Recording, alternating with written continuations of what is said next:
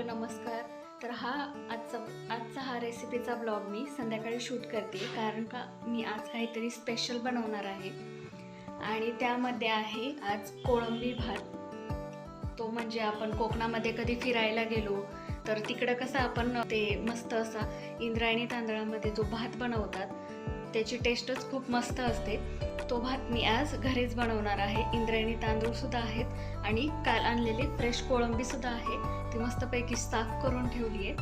तर आता मी मसाल्याची तयारी करून घेते आधी आणि मग आता भेटूया. कोळंबी भात, मस्त अशी कोळंबी फ्रेश अशी आणली आहे आणि ती अशी साफ करून घेतली आहे. मध्ये जो त्याला आतमध्ये जो धागा असतो तो सुद्धा व्यवस्थित काढून घेतलाय आणि स्वच्छ 2 पाण्याने धुवून घेतली.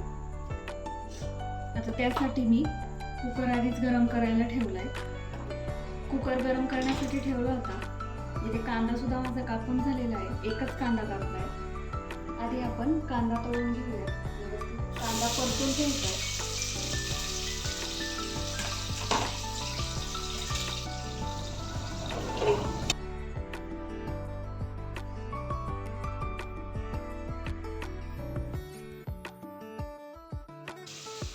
कांदा परततोय तोपर्यंत मी इथं वाटण बनवून घेतलंय.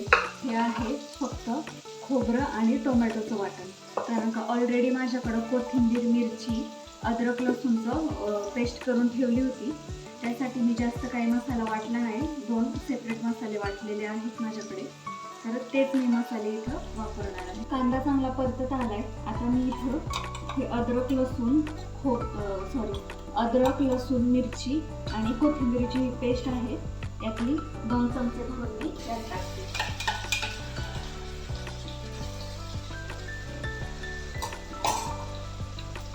आता त्यानंतर हे जे आपण वाटण बनवून घेतलं होतं खोबरं आणि टोमॅटोचं, हे सुद्धा मी लागेल तसं टाकणार आहे. जास्त टाकायचं नाही. 2 ते 3 चमचे मी आपल्या भातासाठी लागणार आहे तेवढेच टाकणार.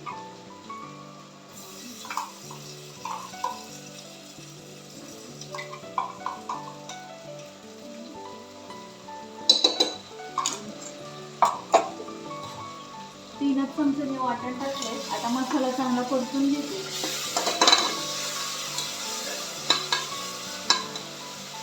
पाहू शकता तुम्ही.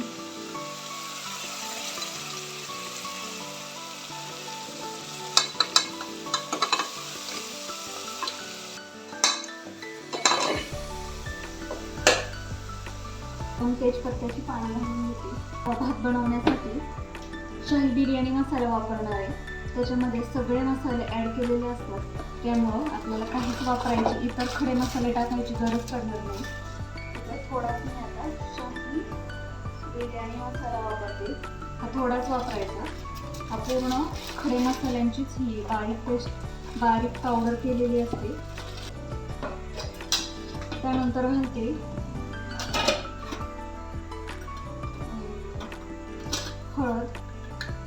हळद घालायची.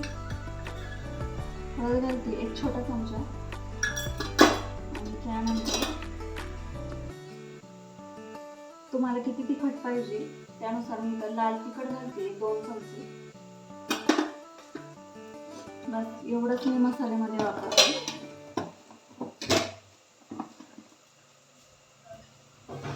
आता यामध्ये दाखवूयात आपण मीठ घालायचंय चवीनुसार. तुम्ही भाताची क्वांटिटी किती घेणार आहे त्यानुसार तुम्ही इथं मीठ वापरा.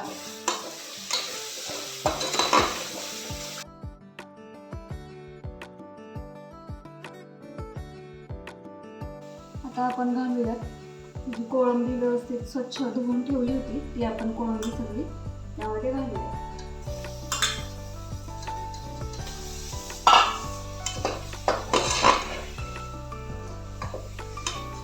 मस्त स्मेल सुटला.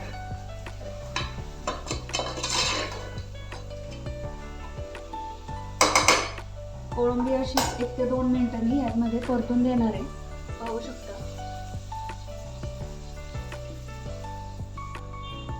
कोळंबी परतत आली आहे तोपर्यंत मी घालते यामध्ये कोथिंबीर आणि पुदिना.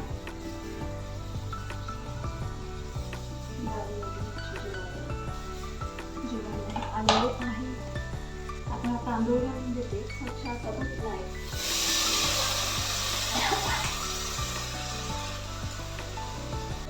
इंद्रायणी तांदळामध्ये आपण कोळंबी भात बनवतो.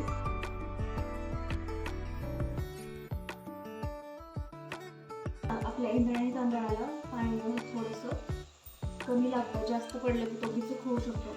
त्यामुळे मी किती तांदूळ घेतले त्याच्याच प्रमाणामध्ये पाणी घालणार.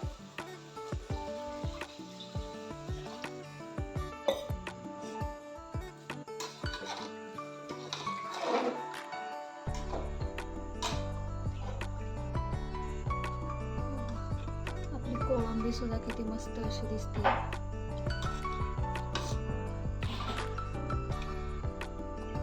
कोळंबी मोठी मोठी आहे, बारीक मी आणली नव्हती. पाहू शकता किती मस्त मोठे मोठे पीस आहेत कोळंबीचे. आता मस्त असा आपला भात 2 ते 3 शिट्ट्यांमध्ये तयार होईल.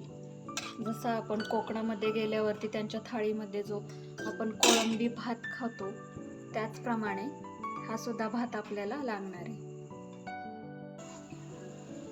पाहू शकता एका साईडला इथं मी आपल्या भाताच्या शिट्ट्या होतील 3 शिट्ट्या घेणार आहे. त्यानंतर मी इथं माझी तयारी सुरू आहे. मी आता कोशिंबीर बनवते.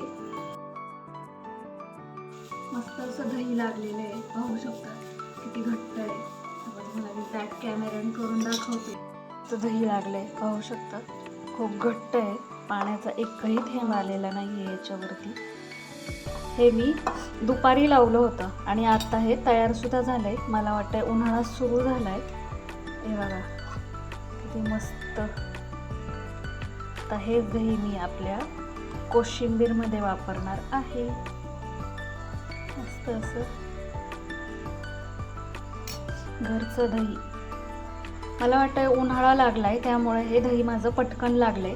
कारण का मी हे दुपारी लावलं होतं आणि मस्त असं आत्ता ते त्याचा थोडासा आंबट मला वास येतोय आणि मस्त असं आपलं हे दही तयार सुद्धा झालंय. आता हेच दही मी आपल्या कोशिंबीरमध्ये वापरणार आहे. पाहिलं असेल तुम्ही दही सुद्धा आपलं मस्त लागलंय. आता हेच दही मी आपल्या कोशिंबीरमध्ये वापरते. घरचं दही आहे.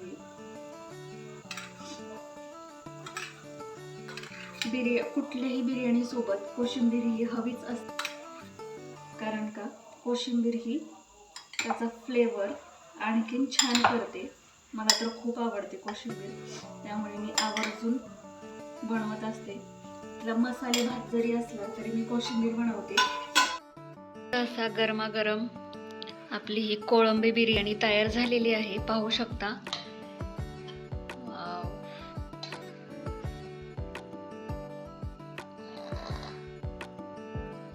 भात सुद्धा मस्त शिजलाय.